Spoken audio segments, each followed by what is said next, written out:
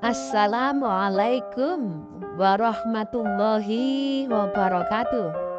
Alhamdulillah, alhamdulillahi rabbil alamin.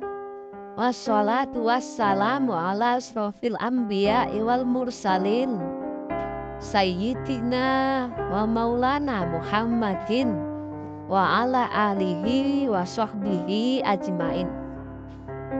Ketemu lagi dengan kajian metodologi tasawuf bersama kami Majelis Zikir Thariqah Naqsabandiyah Khalidiyah Nusantara.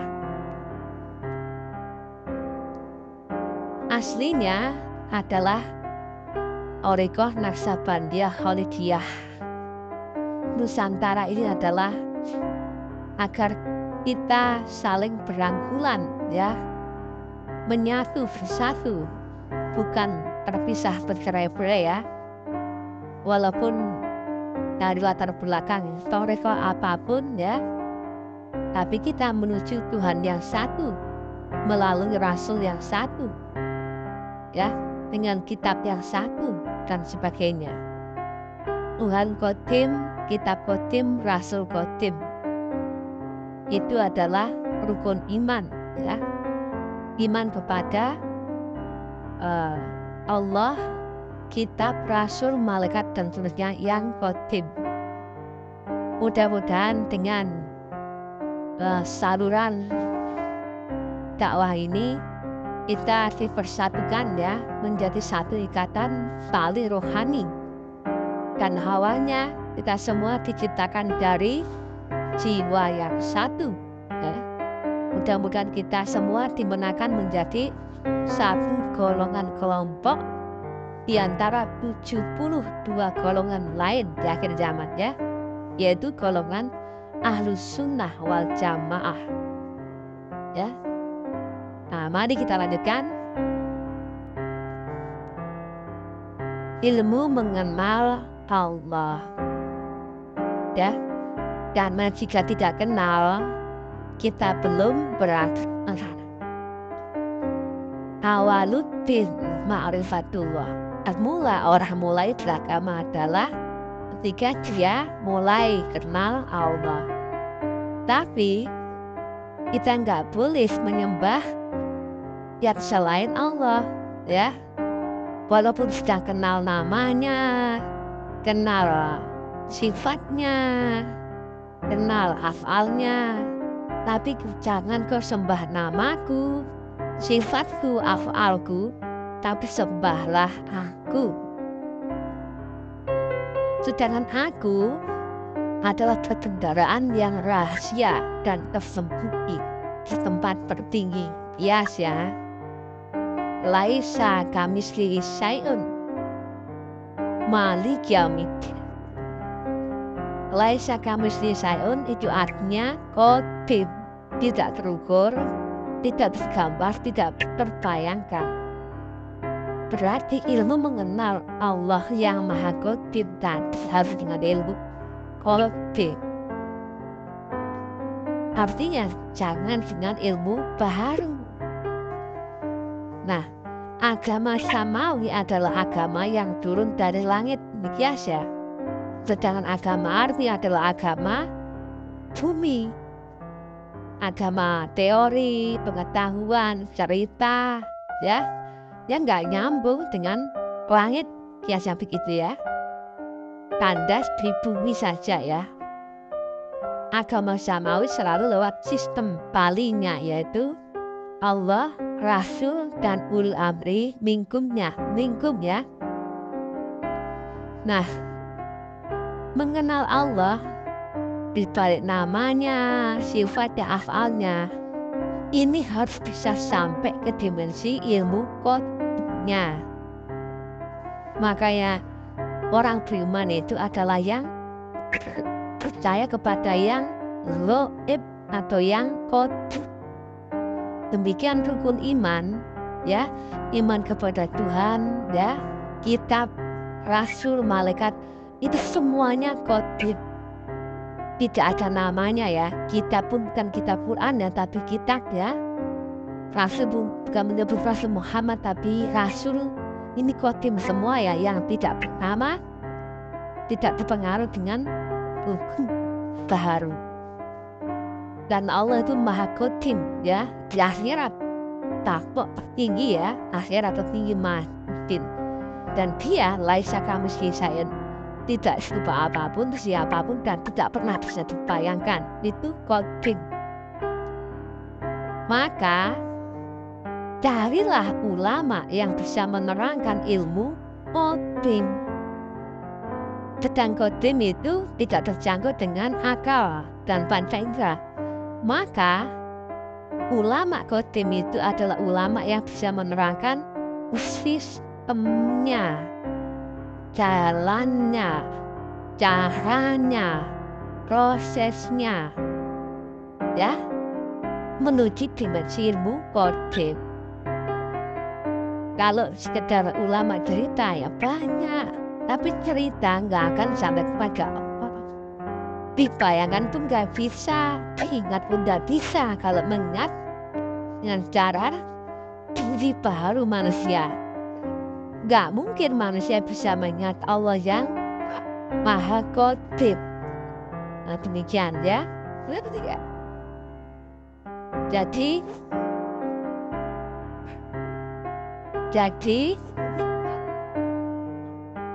kita harus di sini harus mencari ulama yang bisa menerangkan ilmu yang khotim, menerangkan dan menunjukkan ya jalannya, caranya, prosesnya, buktinya, syarat hukumnya. Karena Allah itu mah khotim. Lihat ya di ayatnya,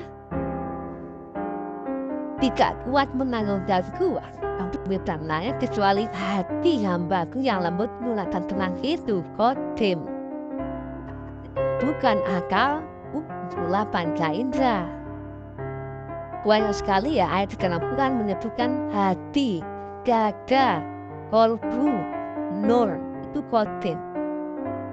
Dan ilmu yang khotim itu pasti lewat tali agama yang khotim, yaitu Allah yang maha khotim, Rasul yang khotim, yang menghubungkan kita dengan Allah ya, melalui tali zahir ulul amri minkum.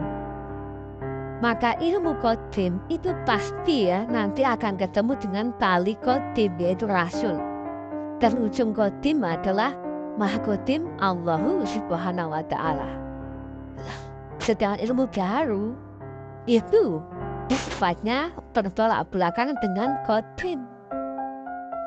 Ilmu baru itu ilmu dunia, ilmu akal, panca indera yang baru, yang perlu digambar, dibayangkan, didefinisikan. Sedangkan Allah tidak terdefinisi, tidak terukur, tidak terbayangkan.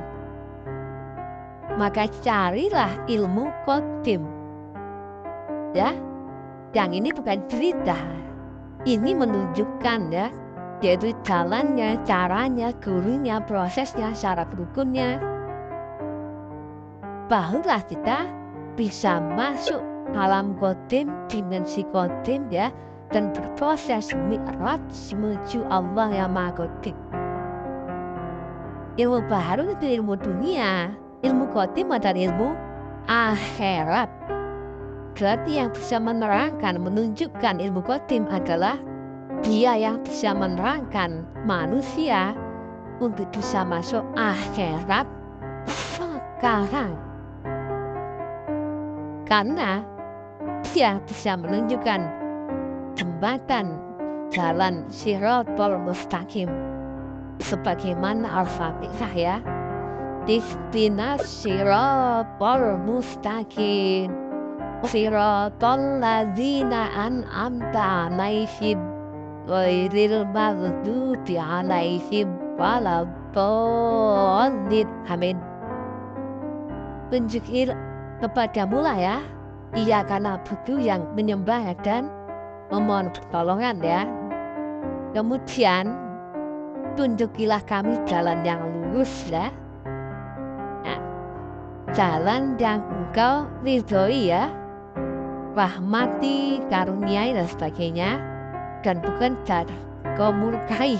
Nah, demikian. Jadi jalan Siratal Mustaqim itu menuju Allah ya, dan bukan jalan yang menjauhi Allah ya. Jika kita nggak ketemu jalannya, wah, kita nggak ketemu yang bisa menunjukkan jalannya, wah, kita ini akan dimurkai kita. Sebagaimana yang disampaikan di surat Al-Fatihah ya. Dan kita harus menjangkau Allah itu sekarang saat kita masih hidup. Yang masih di dunia sudah mata hatinya, maka di akhirat jauh lebih susah lagi. Al-Isra ayat 72 ya, yang tidak mendapatkan petunjuk di dunia, wah, nanti akan jauh lebih sesat lagi di akhirat. Maka carilah orang yang bisa memberi petunjuk. Orang itu gak sembarangan, dia itu sebetulnya tajalinya Allah yang di dunia, yang menunjukkan arah kepada manusia menuju jalan qadim, ilmu qadim, menuju Allah yang maha qadim ya. Bayangkan ya, diri kita yang qadim adalah ruh. Kita bukan pria, bukan wanita, bukan waria, bukan wujud, bukan rupa, bukan nama. Jadi akan lucu ya kalau ada menyebutkan namanya ruh dialah ya, dan sebagainya ya. Sedang ruh itu sudah qadim ya, gak bernama. Jangankan ruh, rasul saja gak bernama yang gak qadim. Jangankan rasul, kitab saja gak bernama. Rukun iman itu kepada yang qadim, Tuhan qadim, kitab-kitab qadim, rasul qadim, malaikat qadim, gak ada namanya di semua. Masa bingung, masih bingung nama ruh. Memangnya di alam ruh ada banyak itu. Kita bisa ketemu ini. Jalannya cuma satu, ruh ya. Dan dibaca di Al-Baqarah 94 itu. Akhirat itu hanya untukmu saja dan bukan untuk orang lain. Prakteknya tidak seperti bayangan akal ya. Dan engkau sendirilah sebagai pelaku dan pengukur. Al-Isra ayat 14 loh, beda ya. Nah, ini kalau ilmu qadim ya, tetapi diceritakan oleh yang bukan ahlinya, akhirnya pating pecotot ya, pating petot ya, karena penuh dengan interpretasi, gambaran dugaan lewat perspektif baru manusia. Ilmu qadim itu nggak bisa diterangkan apa-apa, nggak bisa, hakikat nggak bisa. Yang bisa diterangkan itu adalah sistem prosesnya, jalannya, caranya, rumusnya, gurunya, syarat hukumnya, itu bisa. Nah, demikian ya. Makanya ya, kalau Allah maha qadim ya carilah ilmu qadim, jalan qadim, guru qadim ya. Makanya kata Nabi ya, man arafa nafsah faqad arafa rabbah. Yang kenal siapa dirinya, dialah yang akan kenal siapa Tuhannya. Tapi dirinya yang qadim, bukan diri yang baru ya. Yang tadi diri yang bukan pria, bukan wanita, bukan waria, bukan wujud, bukan rupa, bukan yang makan, bukan yang minum, bukan yang tidur, dan sebagainya. Demikian yang bisa kami sampaikan ya, supaya ini tolong dipilahkan, dibedakan ya, mana ilmu qadim, mana yang baru. Sehingga akan ketahuan mana ulama ilmu qadim dan mana ulama ilmu baru. Jika ilmu qadimnya nggak ngerti, gimana mau menunjukkan Tuhan yang maha qadim, yang dia menyebutkan dirinya di akhirat tertinggi ya, di alam bakok tertinggi, bukan alam baru. Dengan laisa kamitslihi syai'un itu qadim, bukan baru. Nah, supaya umat tercerahkan ya. Jadi membedakan mana ulama ilmu qadim dan mana ulama ilmu baru. Mana ulama yang cuma cerita dan mana ulama yang bisa menunjukkan. Mana ulama dunia, tak ulama akhirat. Mana ulama billah, mana ulama bisyaiton. Ya, bukan mengada domba, bukan. Ini karena hukum di dunia berpasang-pasangan. Ya, tas saja ada yang asli, ada yang palsu. Semua. Tuhan pun di dunia ada yang asli, ada yang palsu. Ya, makanya ada tiruan Tuhan, tanya itu. Rasul pun demikian. Quran menyebutkan ya ada rasul dan ada rasul setan tuh. Utusan yang menyesatkan, ya. Itu disebut setan itu, kan ada tuh rasul yang menyesatkan itu, ada dalam Quran itu. Nanti tolong kalau itu ya dicari ayatnya ya. Apalagi ulama, ada yang asli, ada yang palsu. Jangan marah, ini kenyataan, itu hukum dunia. Nah, mari kita kupas tuntas ya. Silakan dikupas agar masyarakat tercerahkan, berpahamkan ya, supaya mendapatkan petunjuk jalan, cara, guru, metode secara rukun ya, untuk bisa beragama melalui ma'rifatullah, kenal Allah ya, kenal namanya, sifatnya, afalnya, barulah kita bisa menyembahnya. Karena kita nggak boleh menyembah namanya, sifatnya, afalnya, tapi sembahlah Allah. Alhamdulillah, demikian yang bisa kami sampaikan. Sekali lagi, alhamdulillahirabbil alamin ya. Dari Allah Tuhan yang menguasai langit dan bumi ya, yang Rahman Maha Rahim ya, yang Maha Mutlak Maha segalanya, yang bertali kodim akan rasul dan tali zahirnya. Ini adalah tentang praktek Thariqah Naqsabandiyah Khalidiyah. Ilahi anta maksudi waridho kamatlubi. Assalamualaikum warahmatullahi wabarakatuh.